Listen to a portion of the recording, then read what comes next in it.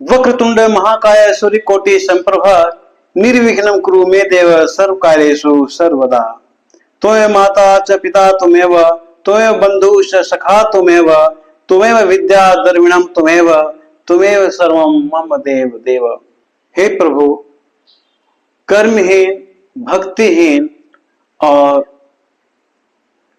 ज्ञानहीन होने के बावजूद आपके कथा का रसास्वादन करते हुए आपके सभी भक्तों का रसास्वादन कराने के लिए प्रयासरत हूं। आप कृपा बनाए रखना। जय श्री राम।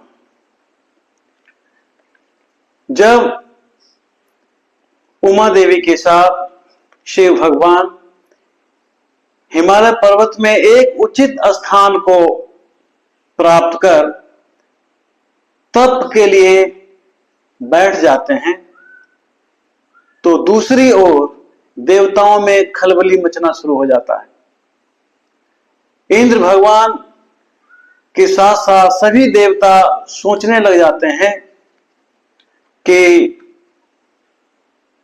कभी हम लोग सेनापति थे, हम लोगों को सेनापति बनाया गया था, आज के बाद से हमारा सेनापति कौन होगा। इसका कारण यह था कि माता पार्वती के द्वारा देवताओं के सभी पत्नियों को श्राप दे दी गई थी कि वो संतानहीन रहेगी। इसलिए देवतागण और पृथ्वी दोनों से उम्मीद करना बेकार था कि उन्हें संतान की उत्पत्ति होगी और उनके संतान में से किसी को सेनापति चुना जाएगा। इसलिए एक बहुत बड़ी समस्या उस समय थी कि सेनापति किसे बनाया जाए। आज हम लोग किसी युद्ध में जाते हैं तो उसका एक सेनापति होता है जो लीड करता है। तो जिस तरह से सुख के साथ दुख होता है और सांसारिक लोगों के साथ भी उसका दुश्मन होता है, ठीक उसी तरह से धर्म के साथ एक शब्द है अधर्म। और धर्म का पालन करने वाले देवी देवताओं के विरुद्ध में अधर्म का पालन करने वाला वो दानव है, और दानव से ही सभी देवताओं को भय था।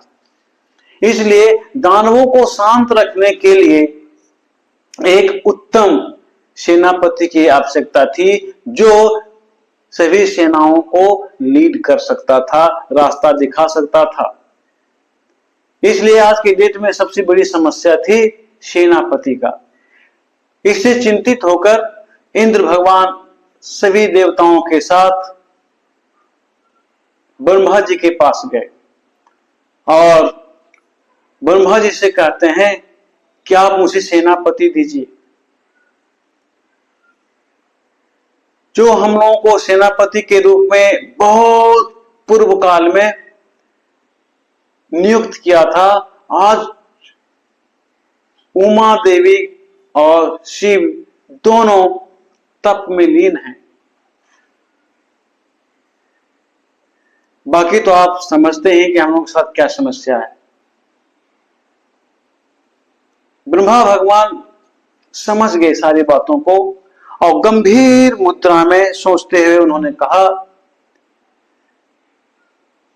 कि हाँ देवतागण, समस्याएं तो गंभीर है, क्योंकि पार्वती का दिया हुआ श्राप कभी टल नहीं सकता, वो अटल है।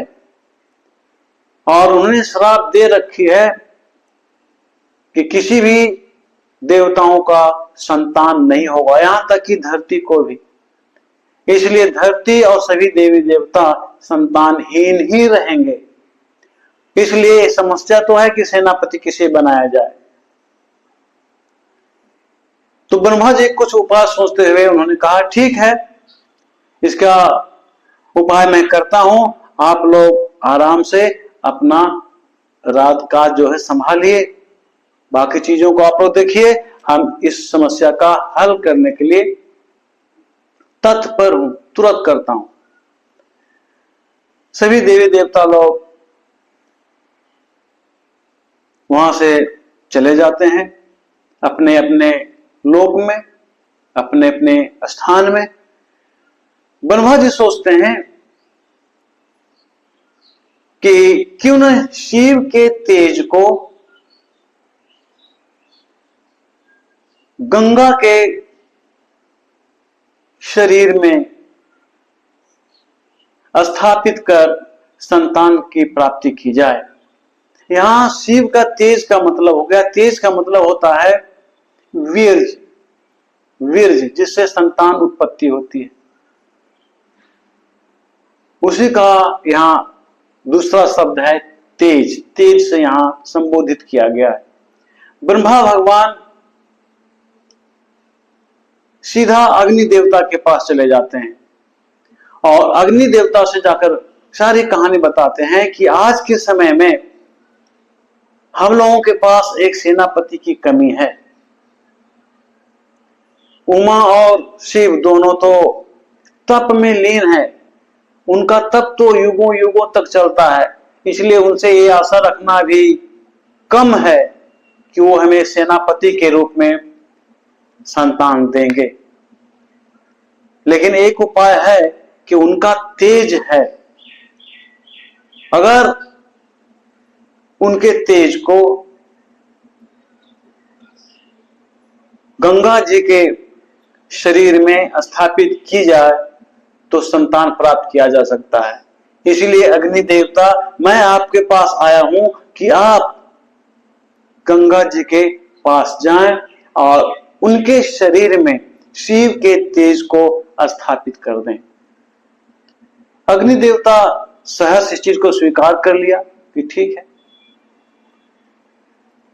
अब यहां से मैं एक उदाहरण देता हूं समाज से। आज के समय में वैसे लोग जिनके कोई संतान नहीं होते हैं, नहीं हो रहे हैं, तो अनाथालय से या किसी असहाय बच्चा को गोद लेने से कतराते हैं, ये सोचकर कि वो तो मेरा संतान है नहीं, मैं तो उसे जन्म ही नहीं दिया, तो मेरा संतान कैसे होगा, मैं उसका लालन पालन कैसे करूंगा, कर सकता हूं लेकिन मेरा संतान तो कहाएगा नहीं। ये उनकी बहुत घटिया सोच है। हम जिस संतान को जन्म देते हैं वो पाप कर्म से उत्पन्न संतान है, और किसी अनाथ बच्चे को गोद लेकर के संतान के रूप में पालन पोषण करना वो धर्म से प्राप्त की हुई संतान है। तो पाप कर्म से प्राप्त संतान से अति उत्तम धर्म कर्म से प्राप्त संतान होता है, क्योंकि धर्म जो होता है पाप से उत्तम है। जब धर्म पाप से उत्तम है तो धर्म का कर्म पाप कर्म से उत्तम हुआ। इसलिए धर्म कर्म से प्राप्त फल पाप कर्म से प्राप्त फल से उत्तम हुआ। इसलिए वैसे दंपति को मैं सलाह दूंगा, या इससे सलाह लेना चाहिए, इसे सीख लेनी चाहिए कि अगर हमें संतान नहीं है तो हम अनाथ बच्चों को गोद लेकर अपने संतान के रूप में उसका लालन पालन कर सकते हैं, और इसमें कोई पाप नहीं है, कोई शंका नहीं है, कोई गलतियां नहीं है, कुछ भी नहीं। और दूसरी तरफ अगर वैसे दंपति को जिनका संतान नहीं है उनसे कहा जाए कि आप अपने तेज को दीजिए और किसी दूसरे स्त्री के शरीर में इसको स्थापित करके उससे संतान उत्पन्न कराएंगे, वहां भी वो जवाब देते हैं कि संतान को उत्पन्न तो दूसरी औरत करेगी, वो मेरा पुत्र कैसे हुआ। आप यहां ऐसे समझिए कि मान लीजिए कोई आम है, मालदा आम है, उसके बीज को हम भारत में किसी जगह लगा दें तो बड़ा होकर जो पेड़ बनेगा उसे तो मालदा आम ही फलेगा। अगर उसी बीज को भारत में ना लगाकर हम अमेरिका में, जर्मनी में, जापान में, किसी दूसरे देश में लगा देते हैं तो उस बीज से उत्पन्न जो पेड़ हुआ और पेड़ में जो लगने वाला फल होगा वो तो मालदा आम का ही होगा, तो फिर दूसरा फल आम का ही दूसरा किस्म हो जाएगा। ऐसा तो हो नहीं सकता। जिस आम के बीज से पेड़ बड़ा होगा और उस पेड़ में तो उसे वही आम फलेगा ना। यह बीज का महत्व है, मिट्टी का महत्व नहीं है। जहां वो बड़ा होकर फल दे रहा है उसका यहाँ अस्तित्व नहीं है। ठीक उसी तरह से जिस दंपत्ति का बीज यानी तेज किसी औरत में स्थापित करके अगर हम उससे संतान प्राप्त करते हैं तो वो संतान उसी दंपत्ति का कहलाएगा जिसका बीज है, उसका नहीं कहलाएगा जो जन्म दिया। यहां देखिए, आप देवी देवताओं से बढ़कर आपका रूल तो नहीं है, देवी देवताओं से बढ़कर आपकी प्रथा तो नहीं है। यहां शंकर भगवान के तेज को माता गंगा के शरीर में स्थापित करने की बात चल रही है और उससे जो उत्पन्न संतान होगा वो भगवान शिव का ही संतान कहलाएगा, माता पार्वती की ही संतान कहलाएगा। इससे आज के संसार लोगों को सीख लेनी चाहिए, जिनके बच्चे नहीं है, जिनके संतान नहीं है, वैसे दंपति को सीख लेना चाहिए।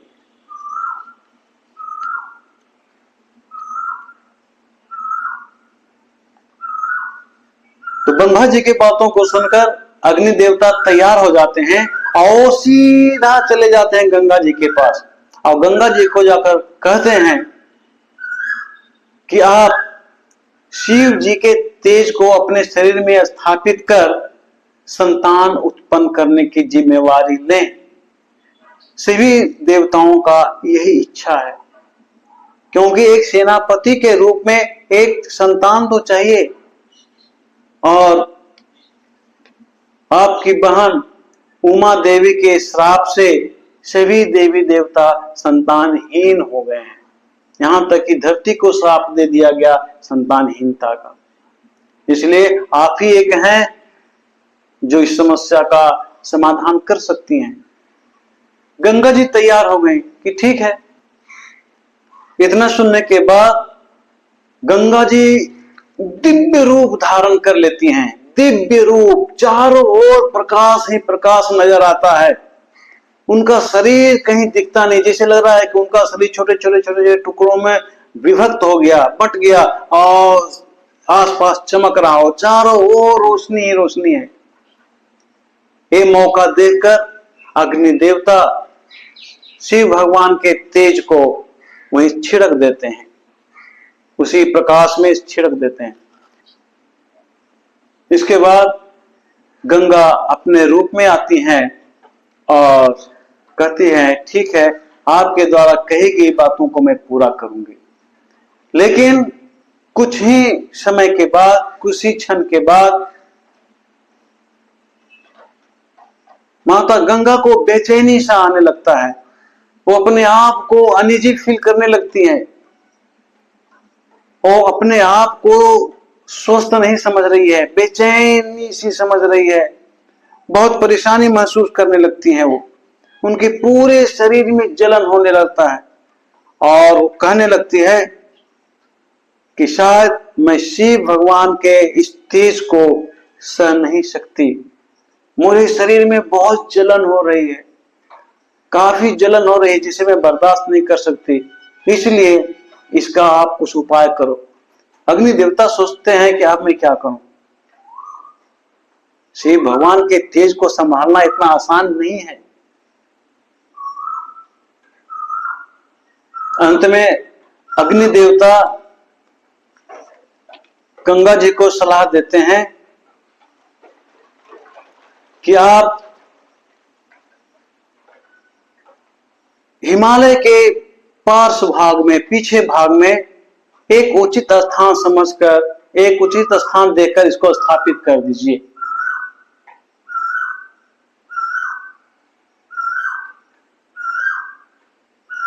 गंगा को दूसरा कोई उपाय नजर नहीं आता और कर क्या सकती हैं वो। उनकी बहन उमा तो अपने पति शिव के साथ तप में हैं। उनका तप तो वर्षों युगों युगों तक चलता है और तो कोई बचा नहीं जो संतान का उत्पत्ति कर सके। अंत में गंगा को हिमालय के पीछे भाग में एक उचित स्थान देखकर शिव जी के तेज को स्थापित करना पड़ जाता है। लेकिन जो ही गंगा उस तेज को स्थापित करने के लिए अपने शरीर से निकालती हैं तो काफी ताप मिलता है, काफी हीट, काफी गर्मी महसूस होती है, काफी ताप आसपास फैलने लगता है। ऐसा करने से अग्नि देवता समझ गए कि निश्चित रूप से शिव जी के तेज से उत्पन्न होने वाला संतान बाहुबली होगा, तेजस्वी होगा, बलवान होगा। तो हिमालय में जिस जगह पर गंगा जी के द्वारा गर्भ स्थापित किया गया था वह भाग स्वर्ण की भांति, सोने की तरह चमकने लगता है। और आसपास की जो जगह थी वो भी चांदी की तरह चमकने लगता है, और उसे दूर दूर आसपास की जो जगह था वो तांबा और लोहे की तरह प्रतीत होने लगता है, जिसे लगता है कि तांबा और लोहा का बना हुआ। और जब गंगा अपने स्रोत से तेज को निकाल रही थी तो उस समय जो अवशेष था, अशुद्धियां थी, वो सब रांगा और शीशा में बदल जाता है। इस तरह से धरती के अंदर मिनरल्स और विभिन्न तरह के धातु का आना शुरू हो जाता है। यहीं से धरती के अंदर तरह तरह के धातु निर्माण होकर अवस्थित हो जाते हैं। लेकिन यहां एक चीज ध्यान देना है कि पृथ्वी पर गर्भ के रखने से और उसके तेज के कारण पर्वत श्वेत दिखने लगता है, उजला दिखने लगता है, और आसपास का भाग सोने की तरह दिखने लगता है, और चारों ओर इस तरह से जगमग जगमग जगमग जगमग करने लगता है, जैसे लगता है कि किसी ने वहां पर प्रकाश जला दिया हो, किसी ने वहां पर रोशनी कर दी हो। इस तरह से अग्नि की तरह प्रकाशित होने वाला स्वर्ण जात रूप के नाम से प्रसिद्ध हुआ, क्योंकि उस स्वर्ण का निर्माण तभी हुआ था जिस समय माता गंगा के स्रोत से तेज निकल रहा था। गर्भ के संपर्क का, जहां पर गर्भ रखा गया था, उसके संपर्क में जितने भी पेड़ पौधे, लताएं, टहनियां सब थी, सब के सब सोना में बदल गया। यानी उस जहां गर्भ रखा गया था उसके आसपास दूसरा कोई भी चीज नहीं रहा, सब सोना चांदी इसी में बदल गया था, धातु में बदल गया। अब हिमालय के जिस स्थान पर गर्भ को स्थापित किया गया वहां से जब संतान की उत्पत्ति होगा तो उसको क्षुधा पूर्ति के लिए दूध कौन देगा? इसके लिए देवताओं में एक नया प्रश्न आ गया, इसकी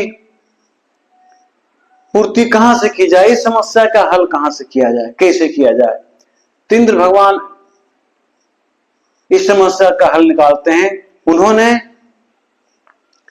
इसके लिए अपनी शक्ति से 6 कृतिकाओं को बुलाते हैं। 6 इसीलिए कि साधारण बालक नहीं होगा। उनको पता था कि जो संतान जन्म लेगा वो साधारण नहीं होगा, और हो सकता है कि एक स्त्री से उसका पेट ना भरे, इसलिए वो पहले से व्यवस्था कर दिए, 6 कृतिकाओं को लाकर रख दिए। लेकिन वो भी ऐसी निकली, वो पहले शर्त करवाती है कि मैं दूध का सेवन तो कराऊंगी बालक को, लेकिन वो बालक मेरा संतान कहा जाएगा, पहले आप शर्त रखिए। उदाहरण देती है कि आज भी कृष्ण भगवान यशोदा का पुत्र कहलाते हैं, देवकी का नहीं, जबकि जन्म देने वाला देवकी और पालन पोषण करने वाली यशोदा मां। अब यहां पर इंद्र भगवान के समय समस्या उत्पन्न हो गई कि अब मैं क्या करूं। किसी तरह से मनाया जाता है और 6 कृतिकाएं जो होती हैं बालक को दूध पिलाने के लिए तैयार हो जाती है। इसी कारण इस बालक का नाम कार्तिकेय रखा गया। और ये बालक इतना बलशाली होगा, इतना तेजस्वी होगा, इतना महाबाहु होगा कि तीनों लोक में विख्यात होगा। इसको बहुत मुश्किल से कोई हरा सकेगा। जब बालक का जन्म होता है तो कृतिकाएं अपने स्तनपान कराने लगती है। अब यहां देखिए चमत्कार, 6 कृतिकाओं को देखकर बालक अपना 6 मुख बना लेता है, 6 मुख अवतरित हो जाता है और एक साथ सभी 6 कृतिकाओं का स्तनपान करते हैं एक साथ। लोग कहते हैं ना कि दुर्गा मां का इतना हाथ है। एक प्रवचन में मैंने सुना था, किसी संत का दिया हुआ प्रवचन है, वो कह रहे थे कि गणेश भगवान को 4 हाथ दिखाया गया है। आज के समय में अगर किसी घर में 4 हाथ वाला बच्चा जन्म ले तो क्या मां उसे स्वीकार करेगी? किसी के घर में 8 हाथ वाला बच्चा जन्म ले तो मां स्वीकार करेगी? किसी के घर में गणेश भगवान की तरह लंबा नाक, सूंड की तरह नाक वाला बच्चा जन्म ले तो स्वीकार करेगी? इसलिए ये सब मिथ्या है। मैं तो ज्यादा नहीं जानता, इसलिए उस संत को मैं कुछ नहीं कह सकता, लेकिन इतना जरूर कहूंगा कि जो कुछ भी हुआ है उसके पीछे कारण है।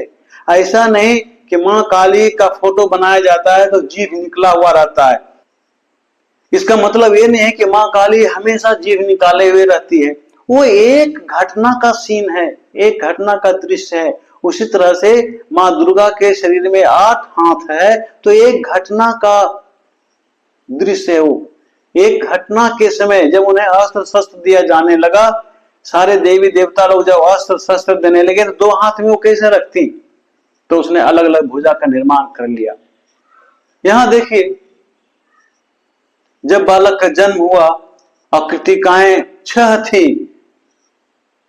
6 दूध पिलाने के लिए आई थी, तो बालक 6 मुंह कर लिया और एक साथ 6 कृतिकाओं का स्तनपान किया और एक ही दिन किया। बस हमेशा हमेशा के लिए सभी कृतिकाओं को मुक्त कर दिया, स्वतंत्र कर दिया। यही बालक आगे चलकर कार्तिकेय कहलाया और ये बालक महाशक्तिशाली, पराक्रमी, बाहुबली, तेजस्वी, दैत्यों को पराजित कर देवताओं को मुक्त कराने वाले में से थे। और अंत में उमा शिव के संतान के रूप में गिने जाते हैं। अब यहां प्रश्न होता है कि जब उमा जन्म ही नहीं दी थी तो संतान कैसे हुआ? आज के लोगों को इससे सीख लेना चाहिए कि संतान कोई भी जन्म दे सकता है, कोई भी जन्म दे सकती है।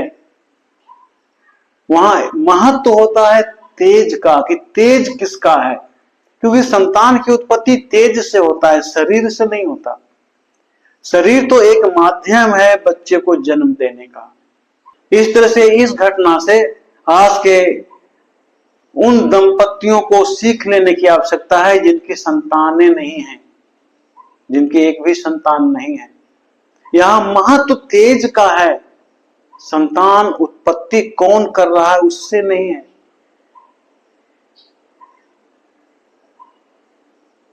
इसलिए ऐसे दंपति इस घटना से, शिव भगवान के जीवन काल से सीख लेकर अपने संतानहीनता को दूर कर सकते हैं। जय श्री राम।